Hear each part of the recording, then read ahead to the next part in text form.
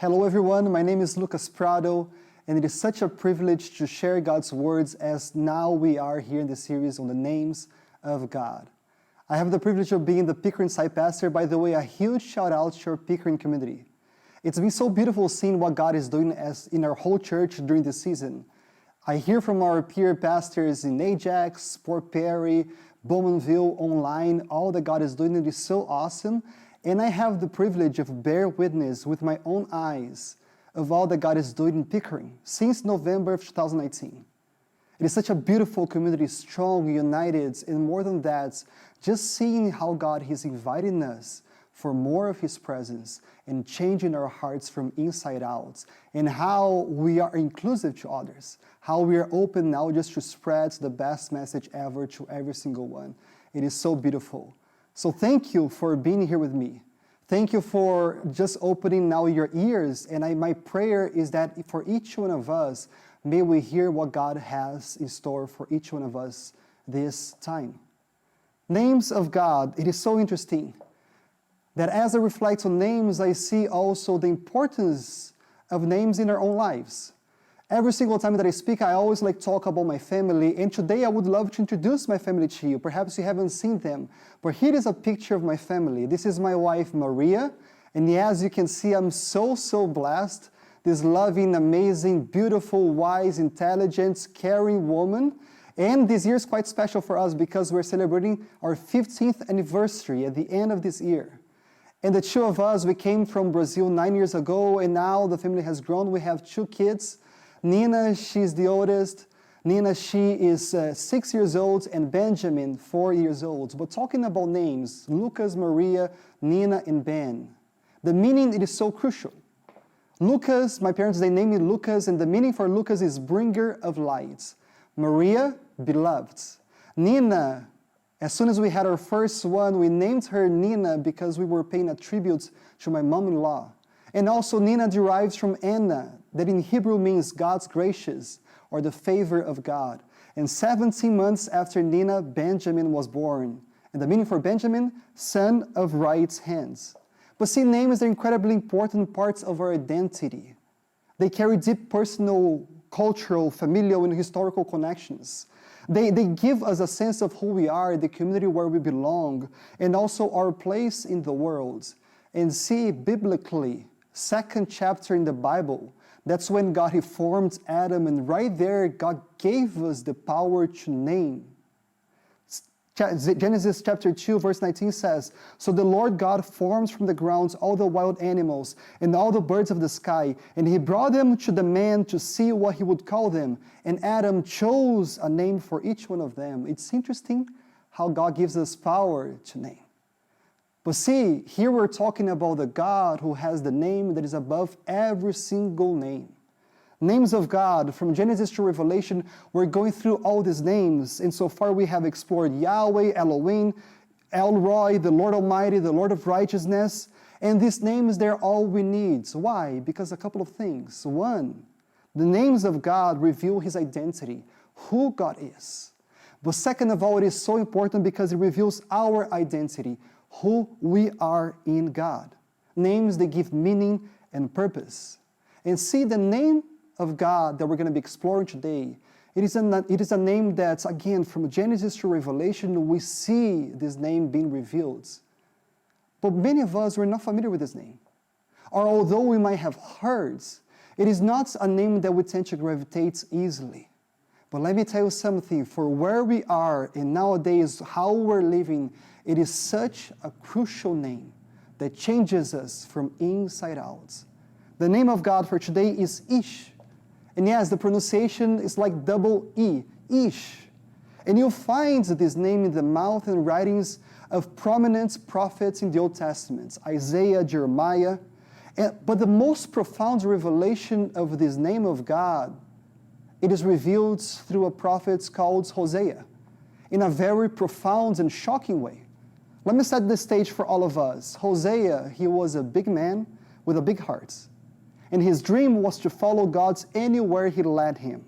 And his passion for God did not go unnoticed, especially among the single women in his neighborhoods. So one day, as Hosea, he was seeking God's will in his life, he thought that he heard God say something that was quite astonishing. It went something like this. He said, Hosea, God told him, I want you to get married. Now the time has come for you. But see, Hosea, I have already picked out your wife, and her name is Gomer. But see, it is a little bit unorthodox because this woman, she hangs out on the street corners late at night selling her own body. But see, Hosea, I want you to marry her. And also as you marry her, you're going to have children with her. And not simply that, but I want you to name your first child God Scatters. I know it sounds strange, but just do it. Obey because there's a purpose for that. Your second child, your daughter, you are supposed to call her Unloved. And your youngest son, you're going to call him Not My People. Maybe with this, it is a message that I want my people also to get. Maybe they will open their ears for this message. And don't think, Hosea, that by marrying this woman, you immediately change her.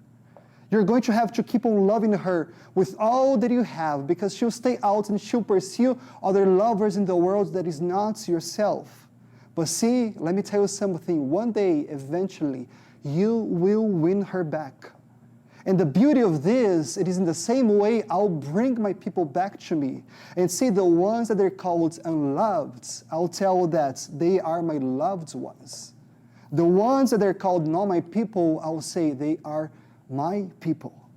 And see, Hosea, being a remarkable man of God, with all his faith, he went out and do you know what he did? He married Gomer. He did what the Lord asked him. And it was not easy at all because as soon as he did, the whole community, they didn't accept their marriage. They were all wondering, how come this so-called man of God, he was chasing a prostitute? And not even just that, but the word spread out that actually Hosea was trying to live out like a way that it was a message of God to his own people.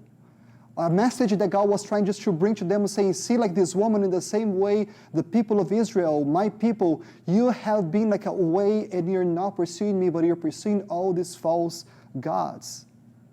Such a hard message that even for him, he would not feel welcomed in the community anymore. And see, it took a few years, and things they didn't go well at first, but finally, one day came. When Gomer, she came back home, Hosea's wife, and now she asked for forgiveness, and now she accepted the love of this man that so much loved her. It sounds unbelievable. Well, let me tell you, it happened more than 2,500 years ago with the people of Israel. And if you read the original story, you discover something that is quite poignant. A God that he is so desperate for intimacy with his people that he used a lived-out parable to call the people to their senses. And see, in this living testimony, a true and real story, God, he reveals his name, Ish. Hosea chapter 2, verse 16 says, when that day comes, says the Lord, when the day comes when Gomer, now your wife, returns back to you and she asks for forgiveness and you embrace her, this is the day now you will call me my Ish, my husband, instead of my master. I now will make you my wife forever, showing you righteousness and justice, unfading love and compassion. And I will be faithful to you and make you mine, and you finally know me as the Lord.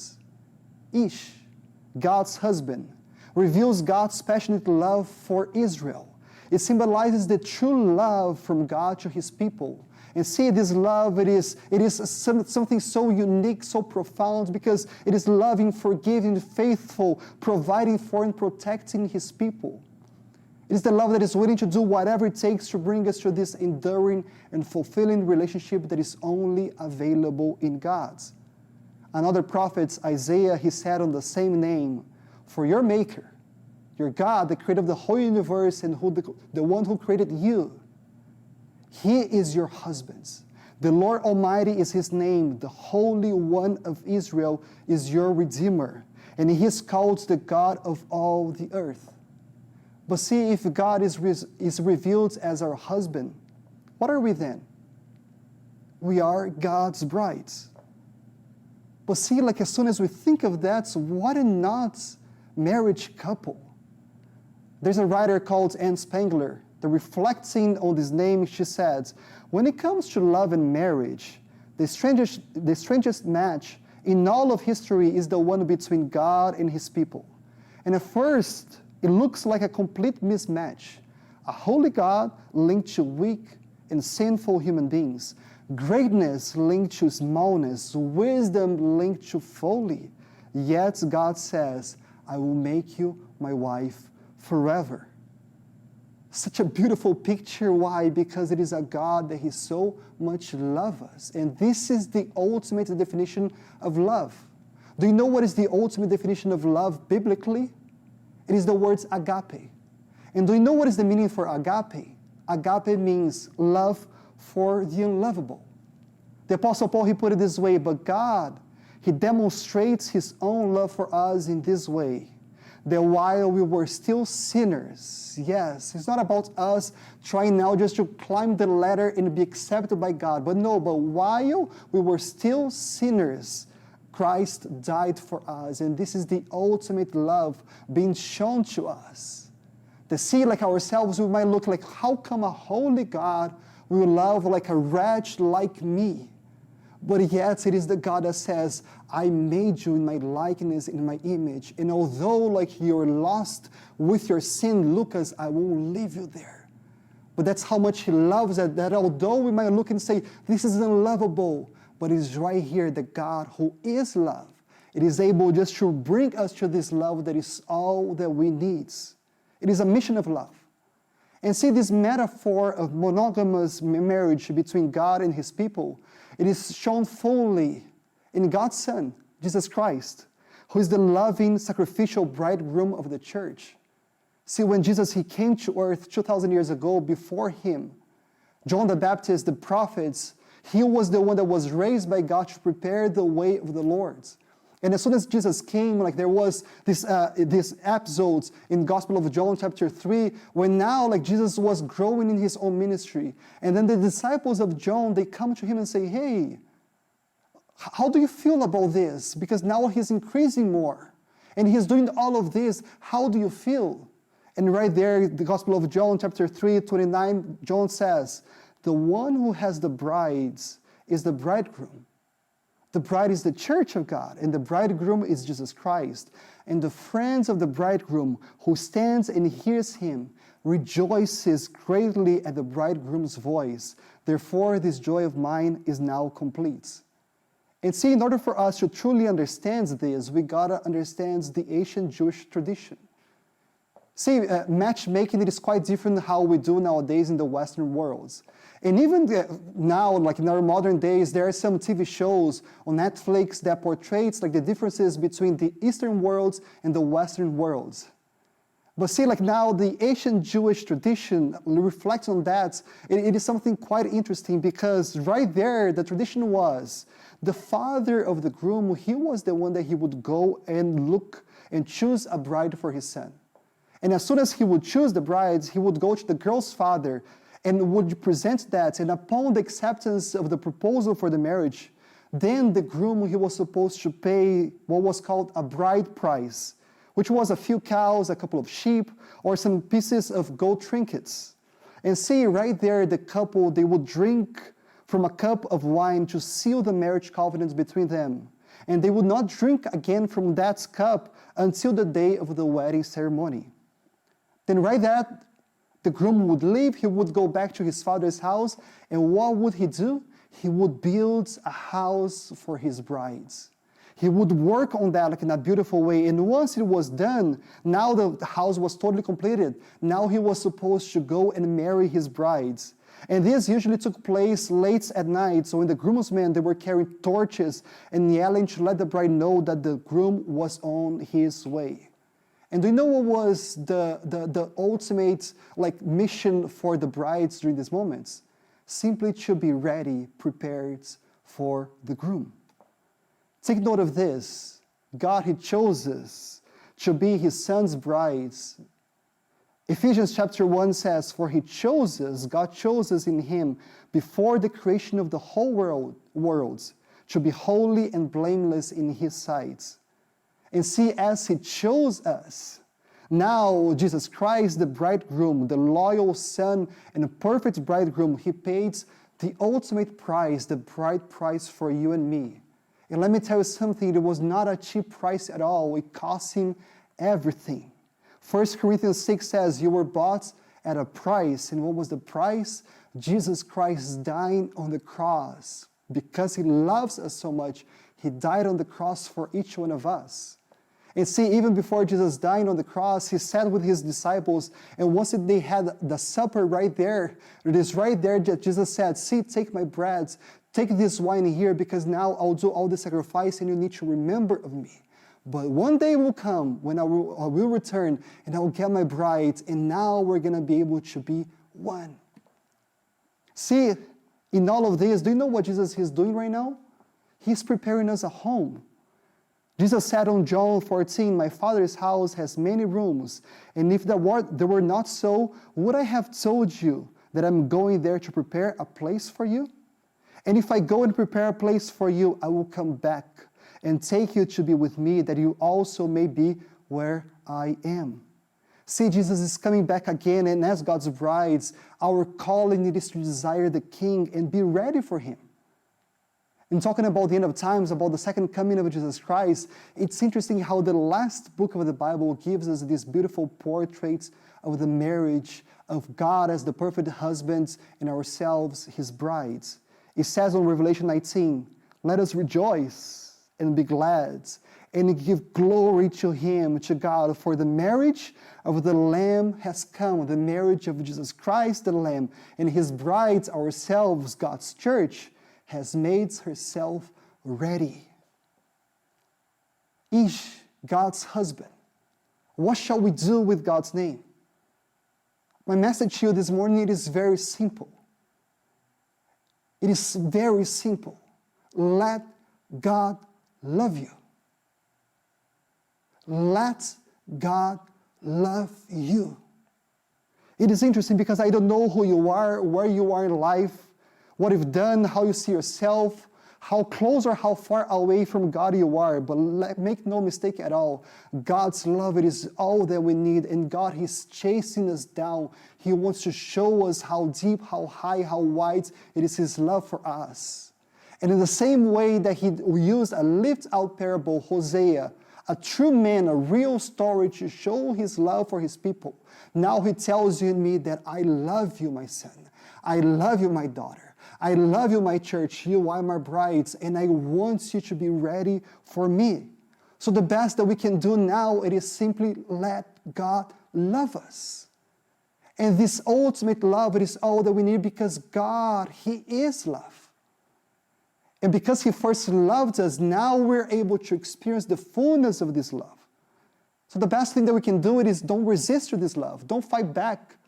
Don't keep running away. There's only one that is able to truly fulfill the desires of our hearts. And His name is Ish, God as our husband, the lover of our soul. And we only can understand the depths of the treasures of His love to us once we open up for His love. But the question is, if we understand this, why not then we open up ourselves completely to Him?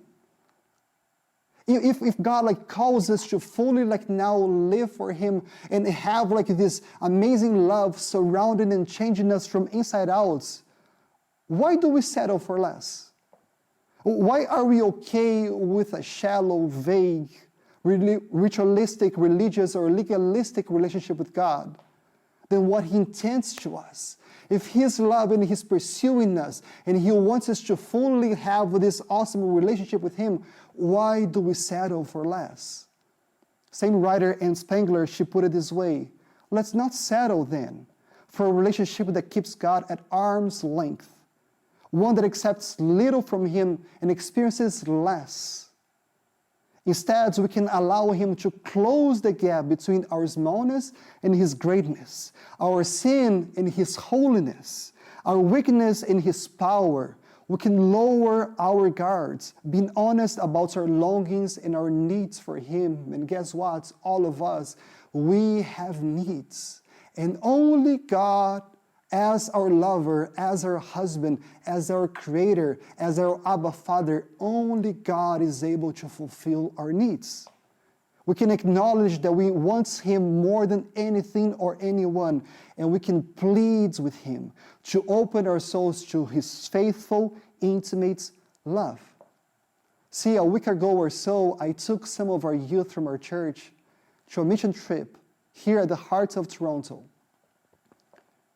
The trip, like it is called, Toronto Remix, and it is organized by one of our local partners, Doxa Youth Unlimited.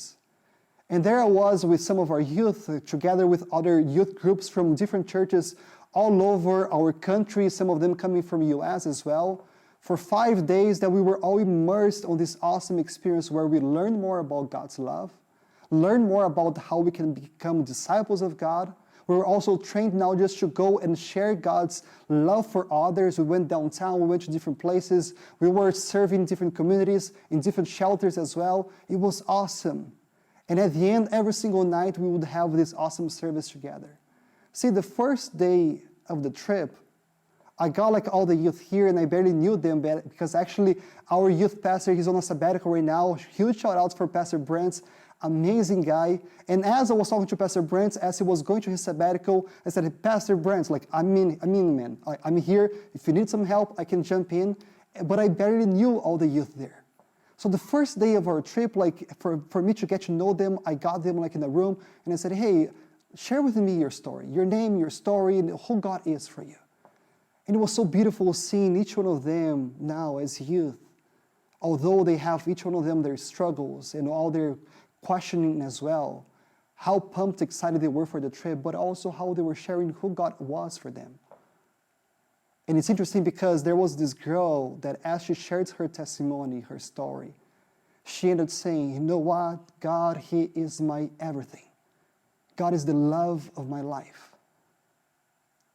Let me ask you one thing. Who is the love of your life? Who is truly the king of your hearts? See, there's only one who is able to quench the thirst of our souls. And no matter how young or old we are, like we are all called by God to experience the mysterious treasures of His love for us. So are you tired? Are you weary? Do you feel unloved or unjust? Do you feel that there's something lacking in your life? Let God love you completely. And see the beautiful picture, invitation of God, of the intimacy that is available to us. And it is displayed here in the life of Hosea. When God came to Hosea, He said, I will make you my wife forever, showing you righteousness and justice, unfailing love and compassion, and I'll be faithful to you and make you mine, and you finally know me as the Lord's. You finally know me as the Lord's. Can you let this sink deep in your soul? I keep wondering like how much I know God. Not know of God or know about God, but I wonder like how much I truly know you, God. What you're just inviting us here, the words here that you gave to these prophets, it is not simply a theory or like a philosophical idea, but no, like truly you are inviting us to truly know you. Know the depths of your hearts, who you are, how much you love us. And even all that you're saying, like, as I know you, you want to show me your righteousness, your justice, your unfailing love, your compassion, how faithful you are. Like all the provision, all the protection, all that we have, it is only available in God. And He wants us to truly know Him. And I wonder how many of us, many times, like we're settling for less. We're okay with only some sips of the extravagant ocean of God's love for us, and we cannot be okay with that. We cannot simply like just take a little bit of God in our lives and be okay with this. No, there's like a whole banquet that God, He wants to provide to us, and He wants to feed our souls in Him alone. And it doesn't mean that actually issues, problems, troubles will come to all of us. No, in this world, you will have trouble. But see, like because we have the lover of our souls, we know all things are going to be okay. I know who provides to me. I know who protects me. It is the lover of my heart. It is God Himself. But see, God's love, it is a holy love. God's love is not a cheap love at all. When God approached Hosea, he says, "Go marry a promiscuous woman and have children with her. For like an adulterous wife, this land is guilty of unfaithfulness to the Lord." You see, like it's so easy to judge Gomer, but for sure Gomer, she had her past, her baggage, all that she went through. And we're not at all called to judge Gomer at all. Because in the same way, like we are like her. The message of God here to Gomer and to you and me, it is how many times we can become promiscuous. We can become like one that's, instead of being faithful to God and now realizing that only God is able to quench the thirst of our souls, here we are chasing for other lovers of life that doesn't fill us at all. And it is right here that we're supposed to come to God and say, "God, you know what? Like, I know that you have a better purpose for my life, but you got to know something. Our God, with his holy love, he's a jealous God. When God, he gave the 10 Commandments to his people, he says, Exodus 20, "You must not make for yourself an idol of any kind or an image of anything in the heavens or on the earth or in the sea. You must not bow down to them or worship them, for I, the Lord your God, am a jealous God." Idols. It's not about like other religious gods that we're worshiping, but it's so easy. Every single time that we put things, people, dreams, earthly desires before God, we make it an idol to ourselves. It's the perfect body, my dream job, the chase of success, my love for money, power, success, whatever it is, the exotic vacation, a larger paycheck, the perfect retirement home, my cottage. Whatever it is, even good things, even blessings, they can seduce us that we end up spending ourselves more on them instead of God. I know we're living such not easy moments at all, like in our economy. But it is right here that we got to realize nothing in this life will fulfill us. The answer for like a better life, it is not if like now there's a turn in the economy. No, but quite the opposite. There's only one who is able to provide for us. There's only one who is able to quench that even through moments of scarcity. I know who I belong to. I know who is the lover of my life. And I know that even when I walk through the valley of the shadows of death, I know who is for me. I know who is my God. He's my shepherd. He has always taken care of me. Like he has always been with me. And he will never leave me nor forsake me. God, he is a jealous God. The Apostle Paul, he put it this way, "For I'm jealous for you with the jealousy of God himself." Why? Because I promise you as a pure bride to one husband, Christ. But I fear that somehow your pure and undivided devotion to Christ will be corrupted, just as Eve was deceived by the cunning ways of the serpents. See, it is the corruption of our minds, chasing passions, chasing for lovers that they will not fill us. And see, we change things, we look for new habits, a new club, new friends, anything just to fill the void in our lives, but nothing will fill. It is only God who is able to completely fill us from inside out. And see, the identity of God as our husband gives us an identity as his bride. But also with this, the identity of God as our husband now changes from inside out, that even now, when we think about earthly marriages, we're completely changed by him. The Apostle Paul, he said in Ephesians chapter 5, "Husbands, love your wives just as Christ also loved the church, that he gave himself up for her, so that he might sanctify her, having cleansed her by the washing of water with the words, that he might present to himself the church in all her glory, having no spot or wrinkle or any such thing, but that would be holy and blameless." See, let me tell you just one thing, husbands. Once you let God love you completely, he wants to change you. And if you're a husband or even a man that you're aspiring to be married one day, let me tell you something. Here it is the perfect example of how we should live our lives.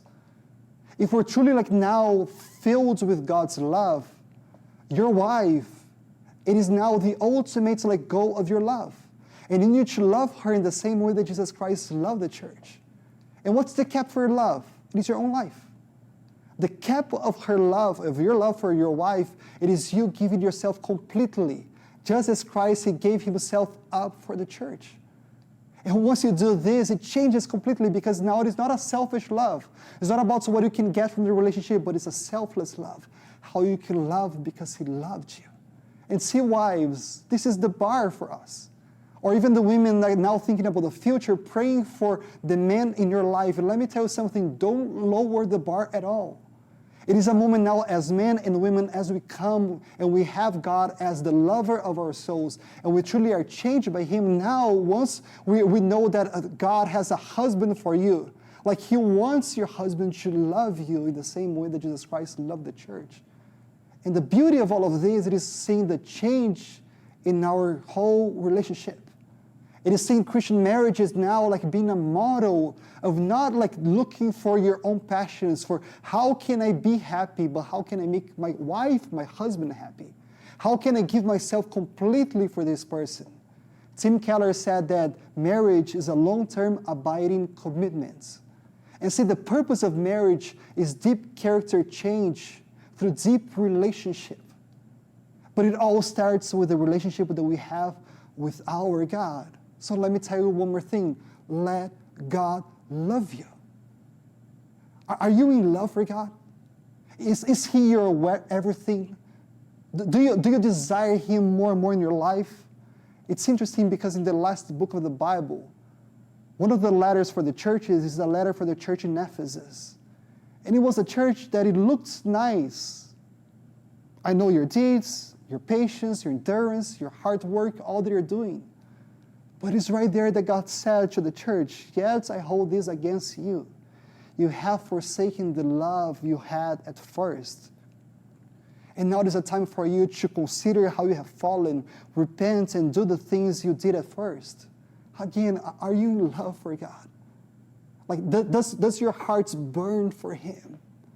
Do you desire him? Like, is your soul like so desiring, like you're thirsty for his presence? It is a moment now we got to come to God and say, God, I don't know how, where I have fallen, but I come to you. Give me Jesus. I want, God, what only you are able to fill my life. Only you are able to change me from inside out. And once he does that, he will make you holy. We need to desire to be holy.